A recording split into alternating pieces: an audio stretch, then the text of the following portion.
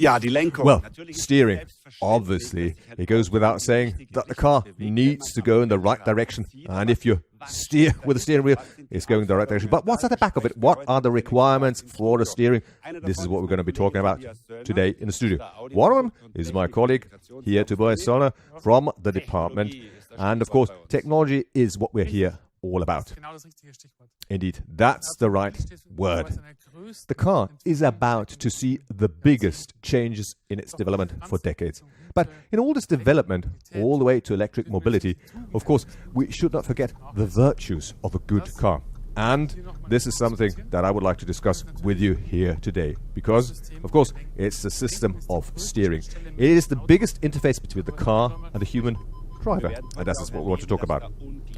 And we will hear today that there's a lot of engineering, a lot of R&D that goes into this round steering wheel. Now the big question, Toby, is how can we actually affect that engineering? Indeed, there's two things. There's the steering system itself and the steering wheel. But let's start by looking at the steering system. The basis is an electromechanical steering. Now with the fusion of a number of systems, dynamic steering and dynamic all-wheel steering, of course, we can increase precision and the handling. And all in all, you will find we've got 5 different steering systems on offer at Audi. But above all, it's a steering wheel. It's a huge development with a steering wheel that we can see, because it has very little to do with the original steering wheel. Today, it's like a high-tech commando unit, which means I can access a lot of functions very, very quickly.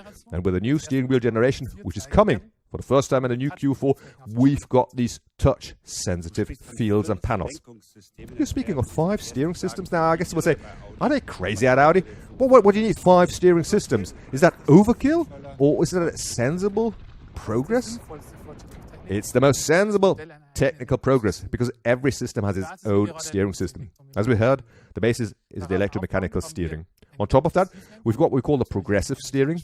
That, of course, also works electromechanically, but with a more direct turning moment.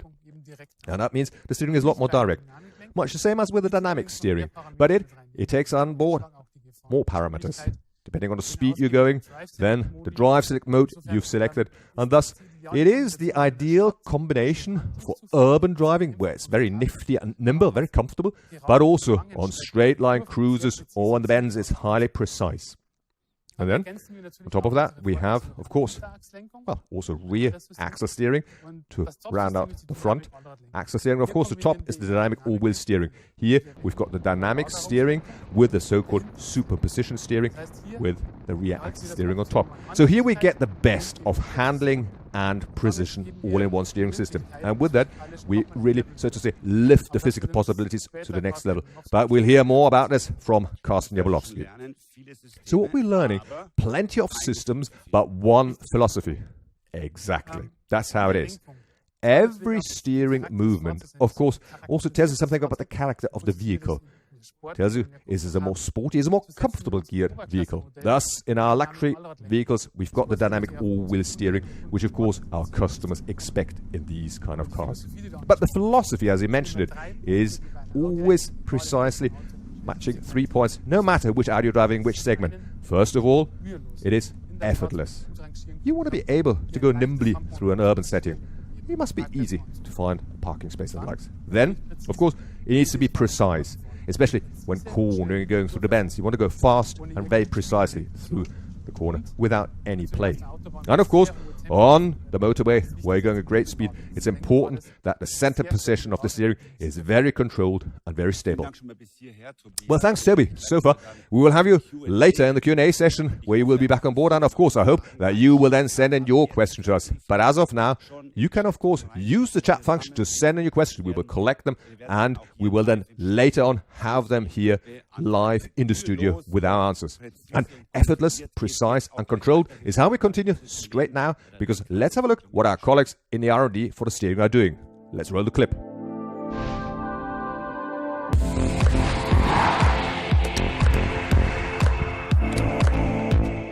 I have various interfaces available to me. Brake, accelerator. I can use these to influence acceleration and deceleration. But the thing that is absolutely vital is the steering wheel in my hands. The steering wheel is the most important interface between the driver and the vehicle because it gives me direct feedback from the car. there is a list of 7 characteristics that apply only to steering feel. It's crucial for us to achieve extremely high precision in this respect. Attributes such as effortlessness, that has a bearing on things like parking and how easy it is to negotiate parking garages. We need to make sure that the vehicle is maneuverable and precise, that I can apply even the slightest steering angle, say less than 5 degrees to the left or right, and the vehicle will give me a response immediately without being twitchy. All it takes is a few meters for customers to feel comfortable in their car, because it simply does exactly what they want or what they expect from the car. Those are the key features that we focus special attention on. It takes 5 years to develop a car from the concept phase to series production. The process involves defining certain target characteristics to suit the vehicle's positioning. Based on the targets that come out of that, we decide whether we need additional systems such as rear axle steering as used in the Q7 in 2014, or even dynamic all-wheel steering to achieve various ratios on the front axle as well via the drive select system like here in the A7. Then of course development doesn't start in the vehicle right away. First of all, we run simulations and carry out preliminary tuning. To start with, we look at the basic behavior, how the vehicle is responding, how the rear axle is responding. Only then do I take the car to the initial prototype stage, because there are a huge number of influencing parameters that just cannot be mapped by numbers in simulations. There are various body shapes, load states and so on. All of that needs to be considered, and you need to find a good middle ground to ensure that you get the classic Audi steering feel in every situation. Dynamic all-wheel steering is incredibly important because we have integrated rear axle steering. Steering in the opposite direction at low speeds means no longer cutting corners in parking garages. That's the effortlessness and maneuverability that the car gives you. Here we can see that if you put some energy into your steering and build up a decent amount of lateral acceleration, the rear axle will steer as well in a way that doesn't cause what we call a two-phase effect. That means that we feel only what the front axle is doing, and then the rear axle follows suit. That improves the driving experience and has a huge beneficial impact on the feeling of safety at this point. Feedback is important as well. First of all, I want to feel feedback from the road surface through the steering wheel. Then I want to know how much more potential force I have on the front axle. When I go around a bend in winter, I want to feel when I'm starting to lose grip and when I'm getting understeer. I need to know how the balance is and whether I'm reaching the limit. These are things that are important when it comes to feedback. Our steering guru, Carsten, he is right with us in the studio. It's a great job you've got, really cool, sassy. I mean, to drive these cars, test them, but of course to develop the steering system is a lot of responsibility, isn't it? Because people could be quite annoyed if you don't get it right. Indeed, you're quite right. Yes, it is a cool job, by all means. But as you say, I mean, of course, the steering is always very focal in the experience of a driver, and you therefore get a lot of feedback from testers and drivers whether you've got it right or not. Indeed, you spoke at the end of the dynamic all-wheel steering. That's the top line technology when it comes to steering. What is so typical for that system?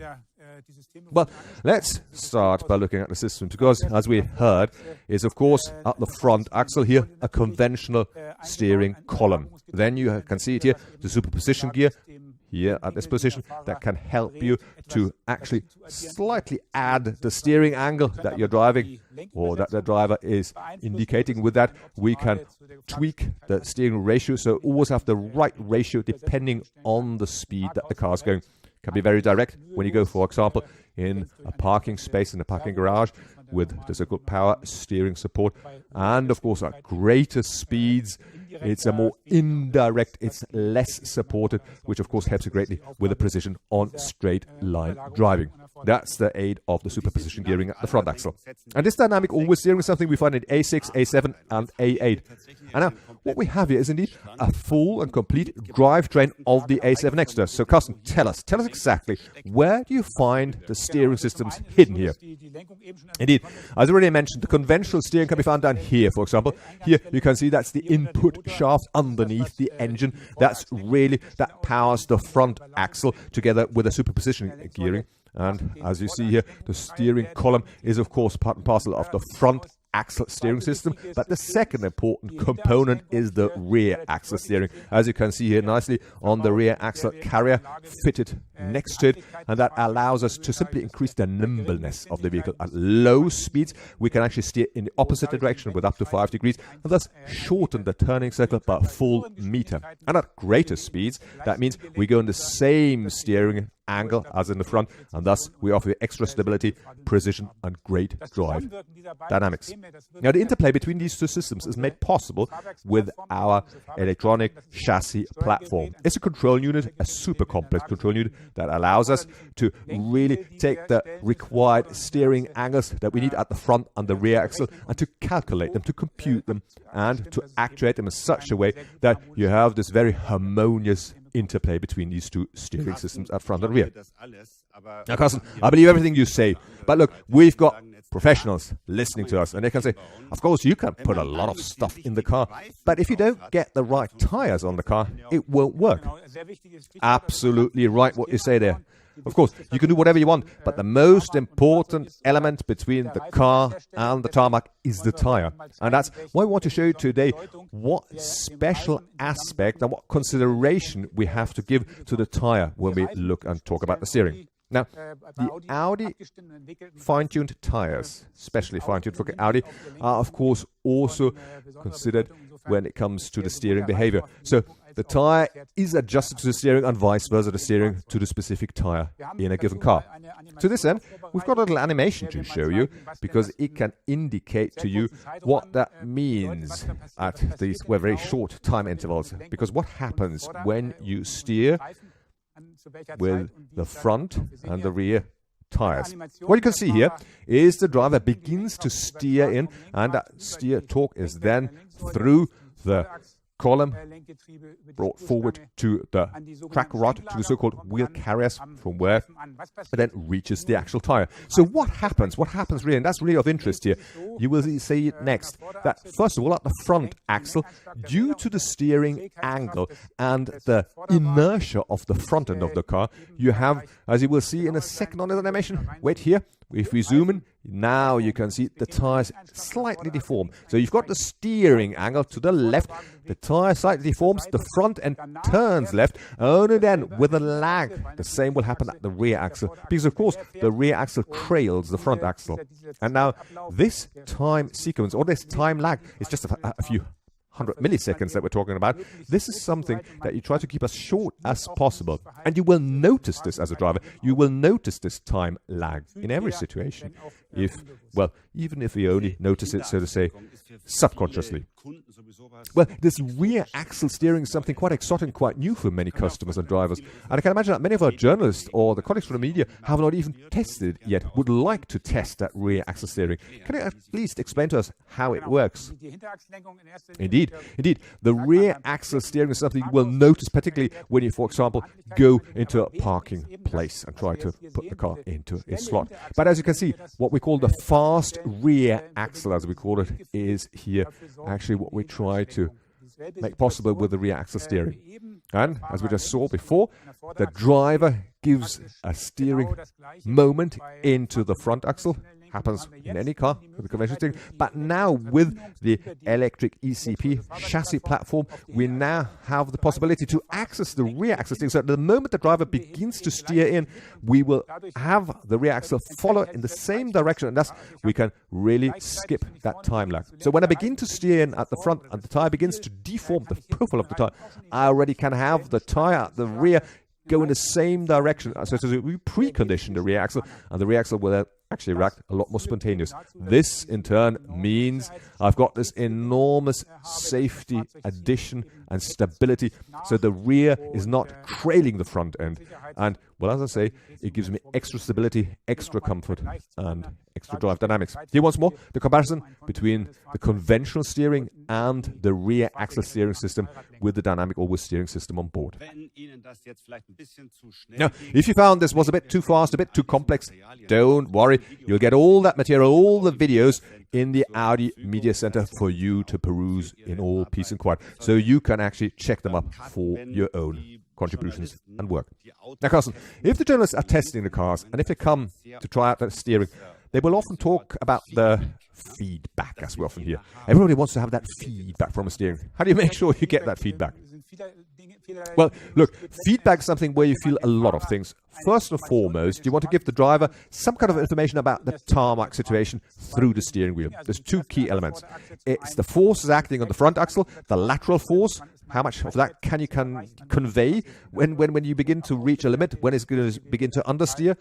And, of course, also the vertical excitations. For that, you need, of course, well, software, and you need the corresponding steering column, all of which we are deploying. At the end of the day, of course, in combination with our high-end dynamic all-wheel steering, we can also actually adjust the feedback in the drive select modes. So when we talk about feedback, there's a lot of engineering prowess in that, but I also want to come to talk about the object in itself, namely the steering wheel itself. And a lot has happened with the steering wheel when it comes to, well, the material that we use and the functionalities. To which end I welcome my colleague, Marcel Buch. Now, Marcel, you are responsible for the steering wheel development. Is that right? Indeed. The steering wheel, the key interface between man and machine. Over the last decades, it's really changed a lot from the pure steering wheel to a high-tech commando unit.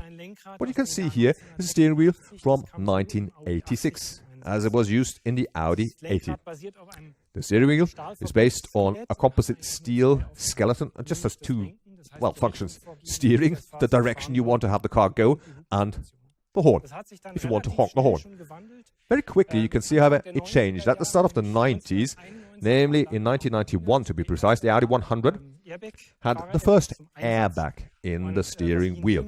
And what I've got here is the steering wheel of the next generation, by all means, from 1996. Because as you can see, a massive driver airbag in the middle, integrated into the steering wheel, and the first pedals here on the side that simply helped you to go up and down with volume and to skip on your entertainment system. What you see now is the steering wheel of the current generation, the one you will find in the Q4 e-tron. Now, this steering wheel is based on a magnesium die cast, which you can see here nicely as a round steering wheel. Now, magnesium die cast is substantially lighter while having the same stiffness and rigidity and extremely good damping characteristics. Next to it, this steering wheel, as you see here, has these touch panels integrated. So on the one hand, you can activate the virtual cockpit and the entire infotainment system, just as the integrated steering wheel heating. On top of that, you will find you have the hands-on detection integrated in the steering wheel, which means it helps you to, well, support the driver assistance systems and gives you extra safety and comfort with using driver assistance systems. Wow, dear colleagues, hands-on detection. That's something that you will see coming your way in future, and you will then, well, as it says, the car will detect whether you've got a hands on the steering wheel or not. And myself, of course, this is exciting, especially in combination with the driver assistance systems. Can you tell us a little more what that means? Yes, look, we've got this cutaway model here. We brought that with us because it can show you very well how we've implemented the hands-on detection. As we said, it's a capacitive hands-on detection, and you can see it here at the top what that means. We've got this mat completely integrated into the steering wheel rim, also foamed with this capacitive field so that you can detect the grip of a hand. And not just a simple grip, but also even the lightest grip. So if you just put two fingers on a steering wheel, it's absolutely adequate for the car to notice there's somebody there, and the driver assistance system will be up and running. If you take the hands away, though, by legal stipulations, after 15 seconds, a warning signal must be emitted to warn the driver, look, put your hands back on the steering wheel. And this function is used, for example, for lateral and for straight line functions, for the lane assist functions, for the lane change functions, as well as for the emergency assist. Well, that means what we can learn from this is that with all the driver assistance systems that we already have in the cars, such a hands-on detection can be, well, a very, well, but we find numerous and quite increasing take-up rates. So that much engineering prowess in this little steering wheel. Now, you also want it to look good. What about the design? How do you match these two requirements? Well, as you can see, there is so much technology in the steering wheel, but nonetheless, we still work very closely with the designers and the ergonomic guys at a very early concept phase to make sure that we really take care that the whole thing has the right ergonomic and design layout. Now, the most critical elements are, of course, as you will see here, the airbag area with the entire gas generator, the airbag, lid, cover, and of course the bag itself. And if you just compare that with what you saw there at the older steering wheels, a lot has happened just in the way of the materials used, as well as the special compression and folding technologies have really gone huge strides forward to reduce that package in total size. Now, what we've added accordingly into the steering wheel are the vital areas, the switches, the panels here, has to do with the spoke width, and of course the entire geometry of the wheel rim.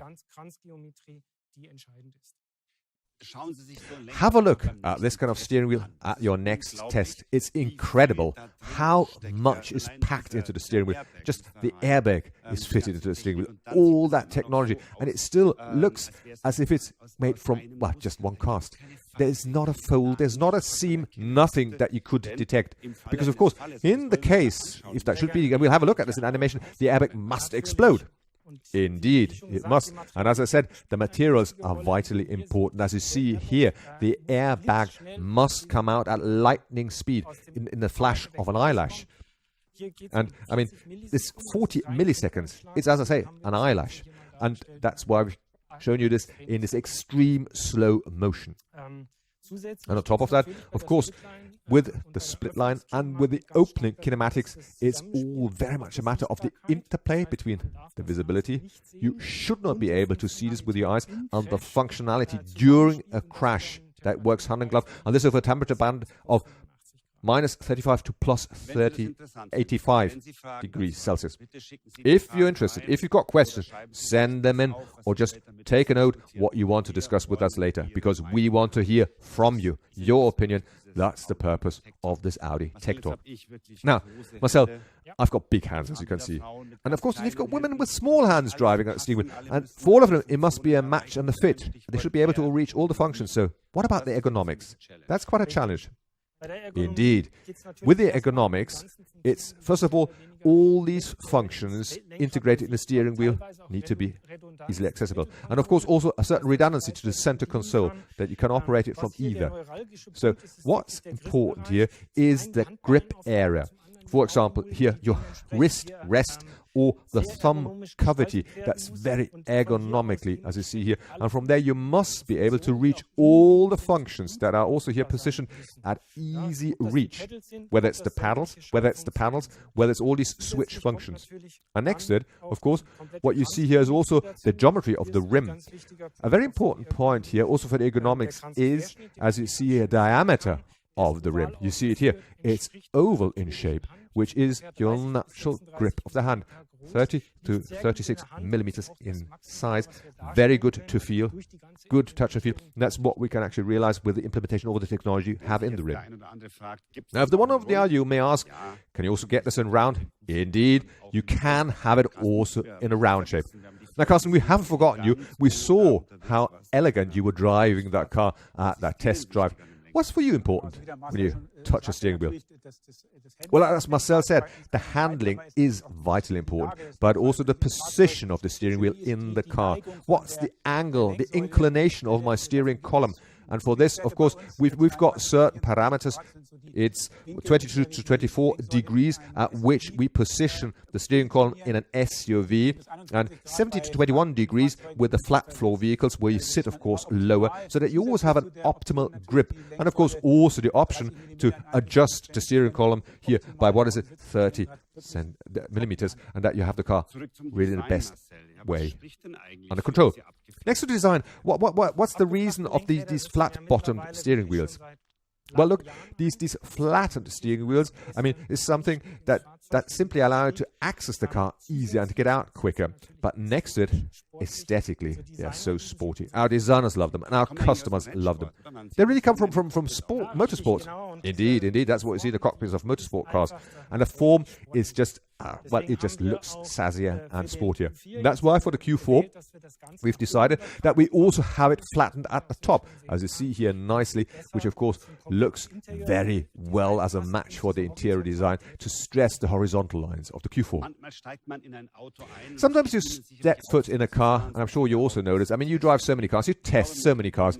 I think you go blindfolded into the car, touch the steering wheel, and you would know instantly this is an Audi. What characterizes a typical Audi steering wheel? What you said, that's exactly what we want to achieve. That the moment you hold a steering wheel in your hand, you know this is an Audi steering wheel. We've got about 200 variants, different materials, different colors, different functional setup. But one thing they all have in common, that is, it is the sporty look of the steering wheel, the high functionality of the steering wheel, and thus the top quality that we have in our vehicles. Next to that, of course, what we also offer is all the functions can be intuitively accessed and operated. And what we put great stress on is the extreme filigree spokes that are aesthetically good looking, are very sporty, and of course also stand out next to our competitors.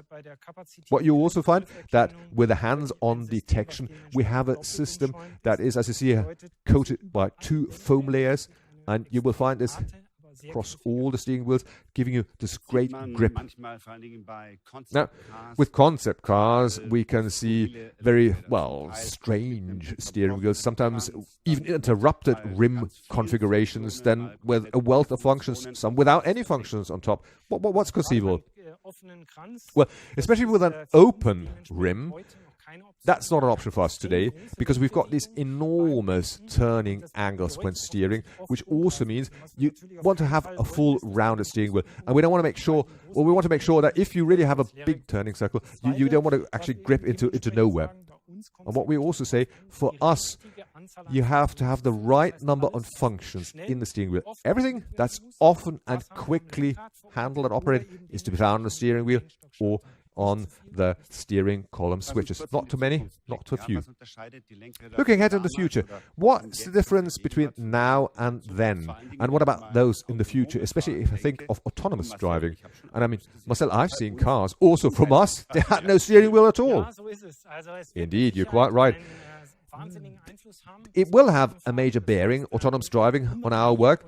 We will see more and more assistance functions coming into the car, more and more complex, highly autonomous functions coming to the car, and that will have a very significant bearing on the interior design. Because, of course, the task of driving will become less for the human driver, which means the steering wheel will change with the interior. That means the design will be modified, will change, but of course also the functionality will change. We will get extra functions, more complex functions integrated in the future steering wheels, but other functions will probably be omitted in future from the steering wheel. But I think one thing is certain. We will always have a steering wheel, and it will always be important. Now that's the question we would like to discuss with you. Would you love to continue to steer in future yourself? Or, I mean, what we can hear from you, Carsten, what is the key challenge for you looking forward? Well, as was said, if the steering wheel loses significance, it's important that, of course, changes of direction, if the car can do that itself, and I don't have to initiate it with my steering movement, you want to have this to be achieved almost unnoticed, that you are, so to say, as the driver, so to say, uncoupled from the steering movement. But I believe that most people will keep to say, well, I like to hold the steering wheel myself, and this means our philosophy, the steering feel, is something you will see going forward. Maybe a little more sportiness and directness, which we will focus on. Thanks, Carsten. Thanks, Marcel. You've done that excellent again. Very precise, effortless, and very controlled here. Thank you also to you for joining us once again online in this Audi Tech Talk for steering. We'll be back soon again with the next Tech Talk. See you then.